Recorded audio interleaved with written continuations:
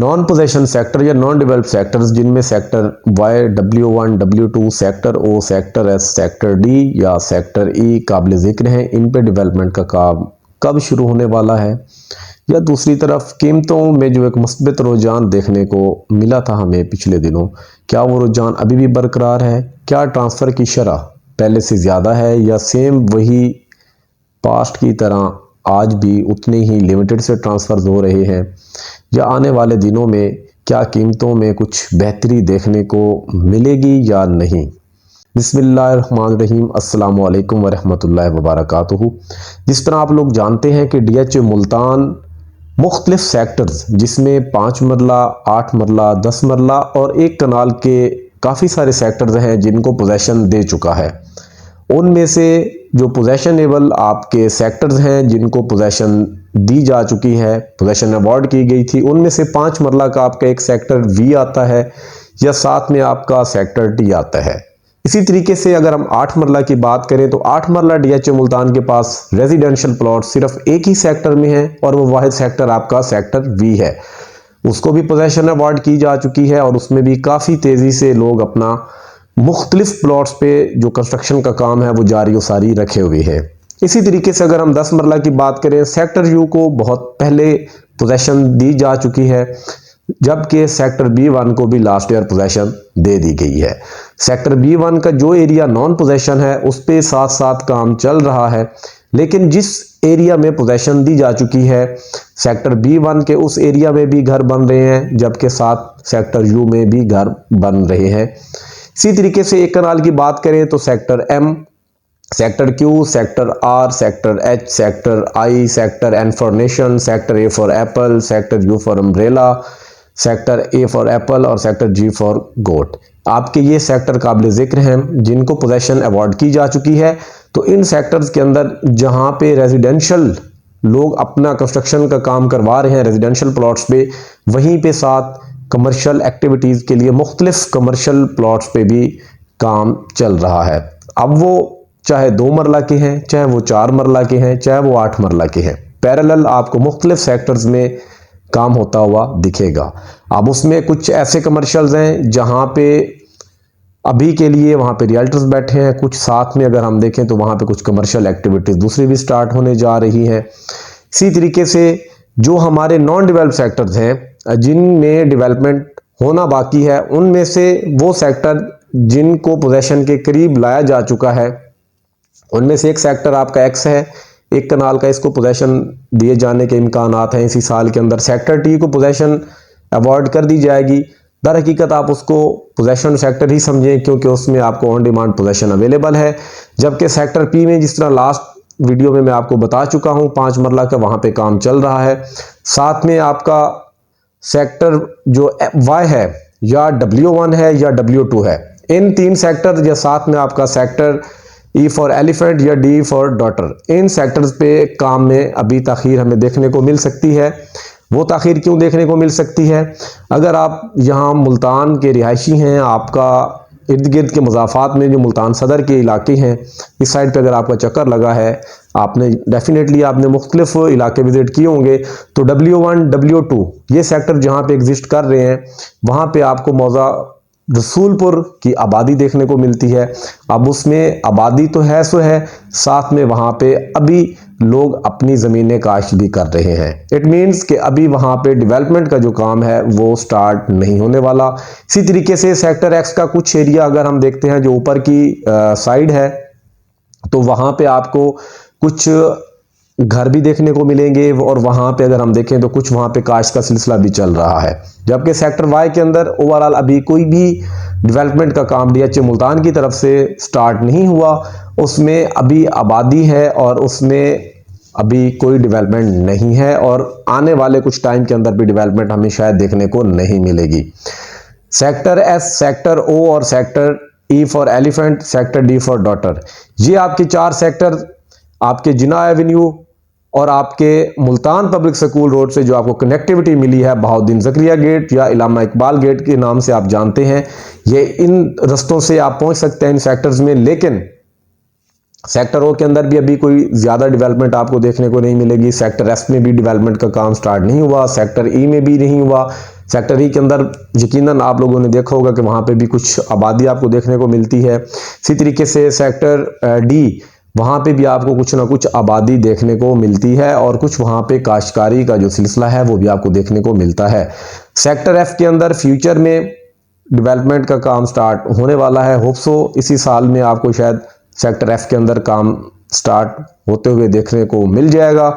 अभी उस एरिया पे काम नहीं हो रहा, क्योंकि पहले जिन सेक्टर्स में अगर हम देखें, जो हमारे पास में जो हमारे प्रोजेक्ट डायरेक्टर साहब रहे हैं, वो जिन जिन सेक्टर्स पे उन्होंने काम शुरू करवाया हुआ था, अभी के लिए उन्हीं सेक्टर्स पे फोकस कर रहे हैं जो हमारे नया प्रोजेक्ट डायरेक्टर साहब आए हुए हैं। अब इन जो तमाम सेक्टर्स पे पहले काम चल रहा है, डेफिनेटली पहले वो उन चीज़ों को मुकम्मल करेंगे, फिर उसके बाद किसी अगले सेक्टर की तरफ वो मूव करेंगे। अब उसमें सेक्टर एफ का जो एरिया है, उसके अगर इर्द गिर्द की हम बात करें तो वहाँ पे सेक्टर जी उसके नीचे है। उस साइड पे भी अगर हम देखें तो वो भी आपका पोजेशन सेक्टर है। उसके अपोजिट अगर हम देखें, sector A 1 kanal, sector A 2 कनाल, वहाँ पे भी पोजेशन आपको देखने को मिलती है और वहाँ पे घर भी बने हुए हैं। और रोमांजा तो बजाते खुद एक अपना एक अलहदा सा प्रोजेक्ट है और उसकी अपनी आर्ट है। उस प्रोजेक्ट को भी आप बेहतर तरीके से जानते हैं कि उसकी क्या नौइयत है या उसकी क्या क्लास है, तो उसकी डेवलपमेंट भी आपके सामने है। तो सेक्टर एफ ही वाहिद रह गया इस रोड के ऊपर जो आपको रोमांजा गोल्फ कोर्स एवेन्यू पे देखने को मिलता है। तो इस रोमांजा रोड पे सिर्फ सेक्टर एफ बाकी रह गया। सेक्टर एफ में भी जल्द अज जल्द काम स्टार्ट हो जाएगा। तो सेक्टर एफ के जो प्लॉट ऑनर्स हैं उनको ज़्यादा परेशान होने की ज़रूरत नहीं है, क्योंकि आप में से कुछ लोग ऐसा ये सोच रहे हैं कि जी अगर पोजेशन मिल जाती है, डेवलपमेंट हो जाती है, तो हमारे जो प्लॉट्स हैं उनकी वैल्यू ज़्यादा जल्दी बढ़ जाएगी। तो एक चीज़ ज़हन में रखें, जिस तरह मुख्तलिफ सेक्टर्स को पोजेशन मिलती जाएगी, आबादी वहाँ पे बनती जाएगी और रेट वहाँ पे स्टेबल होते जाएंगे, एक वक्त आएगा कि आपके लिमिटेड से सेक्टर्स, अब भी अगर आप काउंट करें तो आपके पास कुछ लिमिटेड से सेक्टर्स रह जाते हैं, रिंग रोड के बाहर के ही सेक्टर्स हैं लिमिटेड से, जिनमें आपको पोजेशन देखने को नहीं मिलता या डेवलपमेंट नहीं हुई। जब पोजेशन सेक्टर्स के अंदर डिमांड बढ़ जाएगी और वहाँ पे कमर्शियल एक्टिविटीज स्टार्ट हो चुकी होंगी, डेफिनेटली लोग मूव करेंगे अपनी इन्वेस्टमेंट के लिए या फ्यूचर में अपना घर बनाने के लिए। वो अपनी कैपेसिटी, अपने बजट के मुताबिक वो मुख्तलिफ non possession, non develop sectors का रुख करते हैं। जब वो डेवलप सेक्टर्स में नहीं पहुंच सकते, अफोर्ड नहीं कर पा रहे होते, वहाँ पे कीमतें जब पीक पकड़ चुकी होंगी, तो उस वक्त फिर इन्वेस्टर की कोशिश ये होती है कि वो किसी ऐसे सेक्टर में जाए जहाँ पे उसकी ज़्यादा बजट यूटिलाइज करने के बजाय उसको एक मिनिमम सी अमाउंट, जितनी हो सके वो कम अमाउंट वहाँ पे अपनी यूज़ करना चाहे।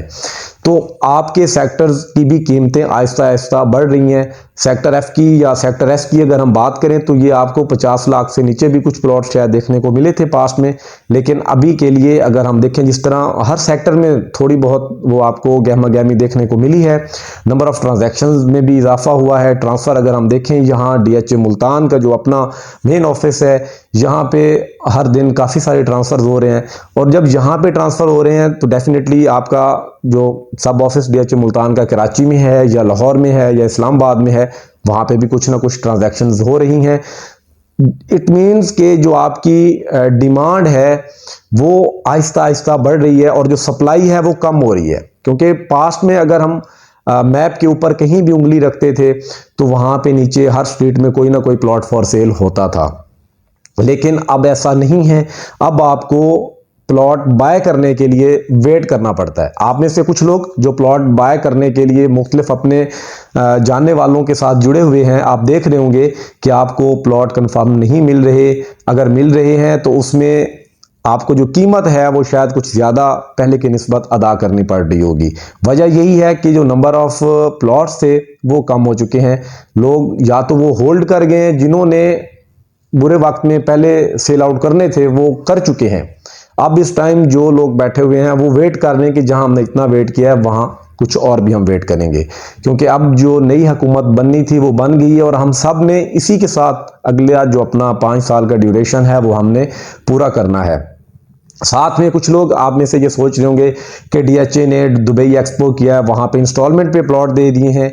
तो एक चीज़ ये ज़हन में रखें, एक एग्जांपल मैं पहले भी आप लोगों को देता आया हूं, अब भी वही एग्जांपल कोट करूंगा। उस आप अगर इंस्टॉलमेंट पे जाते हैं, 5 मरले का प्लॉट आपको 55 लाख कॉस्ट ऑफ लैंड के साथ मिलता है, जो आपने 4 साल की इंस्टॉलमेंट में आपने वो अमाउंट पे करनी होगी, प्लस आपने 9 lakh development charges, it means के 6.4 मिलियन आपने देने होंगे। जबकि अभी आप उसी डेवलप सेक्टर के अंदर चाहें तो आपको इसमें थोड़ी सी अमाउंट और डाल के 2 प्लॉट इस कीमत पे जाके मिलते हैं। तो जिन लोगों ने इंस्टॉलमेंट पे लेना है वो उनकी अपनी मर्जी है, उनकी अपनी एक सोच है, उन्होंने अपने बजट को देखना है, अपना एक प्लान बनाया हुआ है कि जी हम अब ने 5% डाउन पेमेंट देनी है, फिर हम आहिस्ता आहिस्ता करके, क्योंकि उन्होंने अपना फ्यूचर में घर बनाना है, ना कि इस तरीके से कि उन्होंने आज इन्वेस्टमेंट की और कल को वो सेल करना है। तो वो अपना फ्यूचर में जो लोग घर बनाना चाहते हैं, तो उनके लिए डीएचए मुल्तान ने ये एक बड़ी अच्छी अपॉर्चुनिटी दी है कि आप 5% डाउन पेमेंट पे कीजिए, आप रिमेनिंग अमाउंट को अपना आहिस्ता आहिस्ता क्वार्टरली इंस्टॉलमेंट में पे कीजिए और आप अपने प्लॉट के मालिक बनिए। तो ये एक अच्छा इनिशिएटिव है जो 4 साल के अंदर आप लोगों ने अपनी पेमेंट प्लान को वो पूरा करना है। दूसरी तरफ अगर हम देखें, बहाउद्दीन ज़करिया साइड से जो कनेक्टिविटी मिली है, बहाउद्दीन ज़करिया गेट या इलामा इकबाल गेट के नाम से आप जानते हैं, ये जो connectivity Multan public school road से डीएचए मुल्तान और मुल्तान सिटी को मिली है, इसका एक इम्पैक्ट आपको आने वाले कुछ दिनों में आहिस्ता आहिस्ता देखने को मिलेगा, जो कि आपके sector O, sector S, sector N for nation, sector E for elephant, sector I, इन सेक्टर्स के ऊपर एक पॉजिटिव इंपैक्ट देखने को मिलेगा। गो के इनमें से कुछ सेक्टर्स ऐसे हैं जो पहले से ही हॉट सेक्टर्स हैं, लेकिन उन जो बाकी के सेक्टर्स हैं उन पे एक अच्छा इंपैक्ट पड़ेगा। कीमतें उन सेक्टर्स की भी बेहतर होना स्टार्ट हो जाएंगी और बेहतर होते हुए दिखेंगी। जहां पे बाकी सेक्टर्स की भी कीमतें बेहतर हो रही हैं, वहां पे ये जो कनेक्टिविटी है इसका भी एक अच्छा, एक मस्बित असर, एक मस्बित पहलू आपको यकीनन देखने को मिलेगा। होप सो आपके साथ जो मैं चीज़ें डिस्कस करता हूँ, ये मालूमात आपको मुनासिब लगती होंगी। चीज़ें आपको जो समझ में नहीं आती होंगी वो आप मेरे से व्हाट्सएप पे पहले भी गाहे बगाए पूछते रहते हैं। आप में से जो लोग नए हैं उनको मेरा चैनल सब्सक्राइब कर लेना चाहिए। इंशाल्लाह अगली वीडियो में मिलते हैं, तब तक के लिए इजाज़त दीजिए। अल्लाह हाफिज़।